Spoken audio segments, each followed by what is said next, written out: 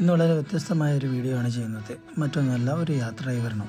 അപ്പോൾ വേറെ എവിടെയല്ല, നമ്മുടെ കക്കാടം പോയില്ലേ സ്വന്തം കുരിശുമലയിലോട്ടാണ് പോകുന്നത്. അപ്പോൾ മലയിലെത്താൻ വേണ്ടത് 2 ഓപ്ഷൻസ് നമുക്കുണ്ട്. ഒന്നെങ്കിൽ ട്രെക്കിംഗ് വഴി അവരുടെ ജീപ്പ് ഉണ്ടാവും, അതിൽ കയറിയിട്ട് 1000 രൂപ കൊടുത്താൽ അവർ മുകളിലെത്തിച്ച് റിട്ടേൺ ഇങ്ങോട്ടും കൊണ്ടുവരും. അല്ലാന്നുണ്ടെങ്കിൽ നമ്മൾ അവർ വണ്ടി നിർത്തിയിട്ടിട്ട് നമ്മൾ സ്വന്തമായിട്ട് നടന്ന് കയറണം. ഈ 2 ഓപ്ഷനാണുള്ളത്. പ്രായത്തിൻ്റെ ബുദ്ധിമുട്ട് കൊണ്ട് ഞങ്ങൾ ഫസ്റ്റ് ഓപ്ഷൻ തന്നെ തിരഞ്ഞെടുത്തു. ഞങ്ങൾ ട്രക്കിങ്ങിന് വേണ്ടിയിട്ട് തയ്യാറാണ്. പക്ഷേ നല്ലൊരു എക്സ്പീരിയൻസ് ആയിരുന്നു ഞങ്ങൾക്ക് ട്രക്കിങ്ങിൽ നിന്നും കിട്ടിയത്.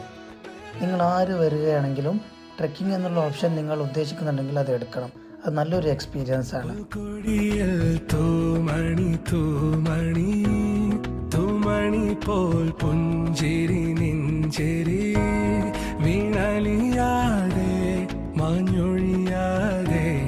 പിന്നെ ഒരുപാട് അംഗസംഖ്യയുള്ളൊരു യാത്രയല്ലായിരുന്നു. നമ്മുടെ നാട്ടിൽ നമ്മൾ സ്ഥിരമായിട്ട് കാണുന്ന ഒരുമിച്ചിരുന്ന് ചായ കുടിക്കുന്ന അതേ ടീമിനെ കൂട്ടിയിട്ടുള്ള ഒരു ചെറിയൊരു യാത്രയായിരുന്നു.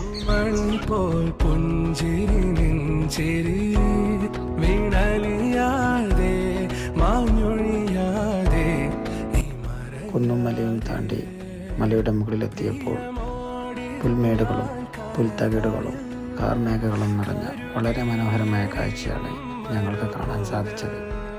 പല പാതകൾ താണ്ടുകയല്ലേ മെല്ലെ മെല്ലെ, ഒരു കാറ്റിലുമായി കലരാതെ, ഒരു വീർപ്പിലുമാർ തുലയാതെ, കരളെ കുളിരായ കിനാവേ. ഇവർ പിന്നെ വെള്ളം അലർജി ആയതുകൊണ്ട് ആദ്യം തന്നെ റെയിൻ കോട്ട് ഇട്ട് അവൻ്റെ കാര്യം സേഫാക്കി.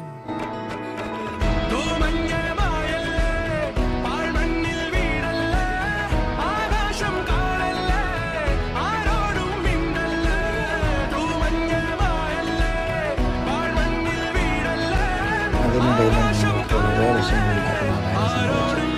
6 വർഷങ്ങൾക്ക് ഇതിൻ്റെ കൂടെ ഉണ്ടായിരുന്ന ആ വെള്ളച്ചെരുപ്പിൻ്റെ മുൻഭാഗം അറ്റുപോയി.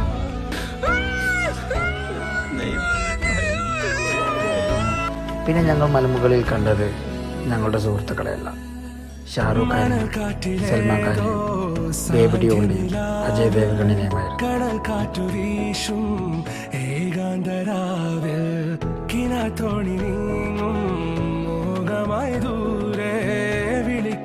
തീരം ചിലമ്പുച്ച പോലെ